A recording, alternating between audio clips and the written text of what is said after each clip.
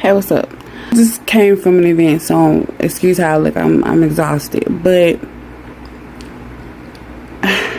I was watching Levi, I think it's his name, on Channel 5, his last video, and it was talking about how Marsha Blackburn wants to make Tennessee all red, and it got me to thinking.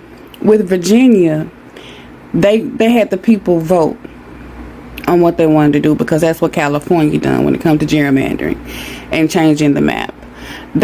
California voted on it, and the people voices were heard, so they're going to redo their district maps. Virginia done the same thing, but yet somebody sued and the court stopped to basically silence their vote. But when I got to thinking with Marsha Blackburn and how she wants to make Tennessee an all red state and basically eliminate or split up Memphis, it got me to thinking.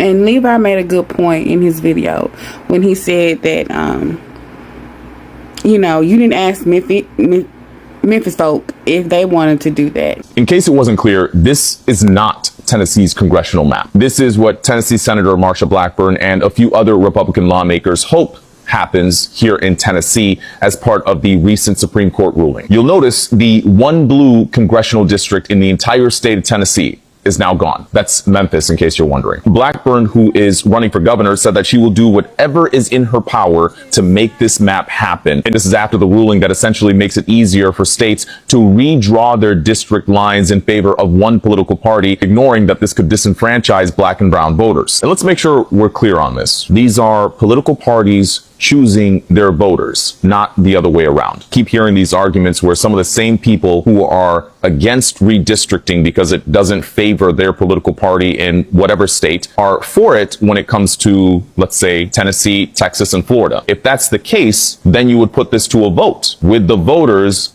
giving their say. In Tennessee, this would be state lawmakers making the decision for what happens out of Memphis, and not necessarily Memphis deciding that they want to split up their district. The same thing that happened in Nashville. Listen, we've already seen tight races out of Nashville. You're just going to take it upon yourselves to just go ahead and change the map. But Justin Pearson and another gentleman have already been campaigning for the Democratic primaries.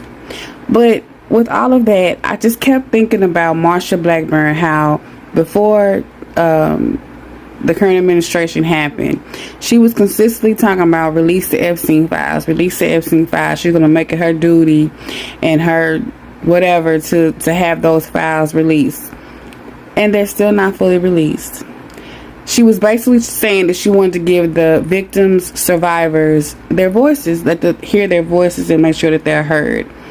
Those files still aren't released.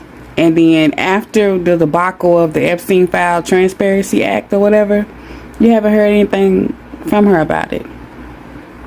So she wanted to have the survivors have a voice prior to the election. But now here it is again. She's trying to silence us voters on whether we want this district map change to happen. Gerrymandering to me makes zero sense aside from cheating. To me, it's like you're cheating.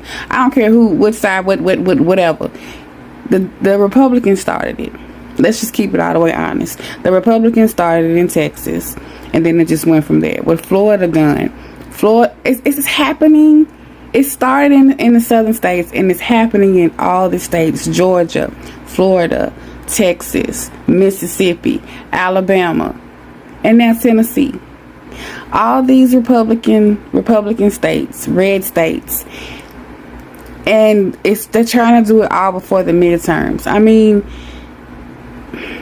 when you can't really talk about politics too much to people because they're not genuine with the conversation. But to those that have been genuine with it, we've all, in Republican, Democrats, Independent, we've all come to the same conclusion. Is that it is cheating.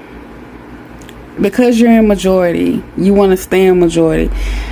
As a Tennessean, I feel like if you want to change the district maps, then you need to allow us Tennessee voters to vote on it, because we choose you, we elect you. You don't choose us.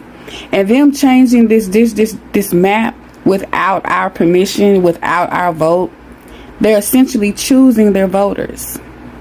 We're not choosing them, they're taking our voices away. And whether you're Republican or Democrat, that should matter to you. That should matter to you when someone takes your voice away. So to compare that and equate that to the survivors of the Epstein files, how their voices still have not been heard, because Congress and this committee still hasn't asked them to come speak in front of them.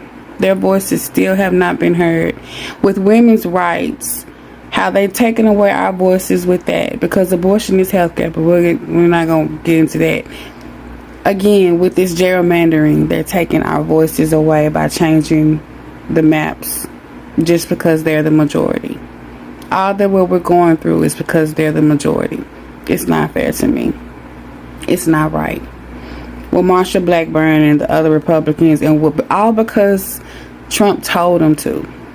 And they're trying to do this all before the midterms. Because I was thinking, I was like, no matter what they do, we can still get out and vote.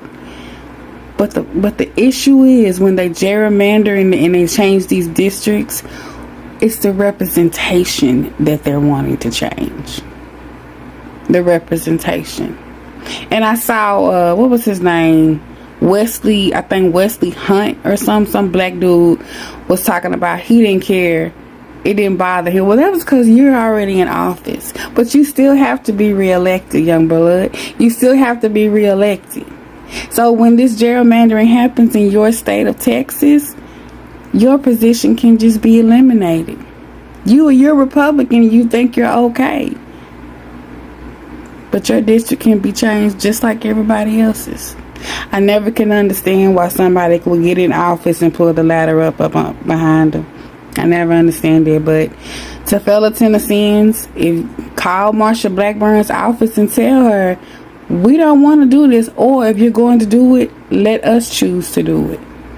Allow us to vote for this, not you. Because again, we choose you. You don't choose us. We choose you. And essentially that's what they're trying to do. Choose us and take our voices away. But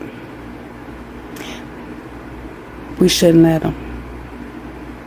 So I just wanted to say that. I just thought it was just ironic and quite hypocritical for Marsha Blackburn to be wanting to release those Epstein files for the survivors to be heard, but now she's trying to silence our votes and silence our voices.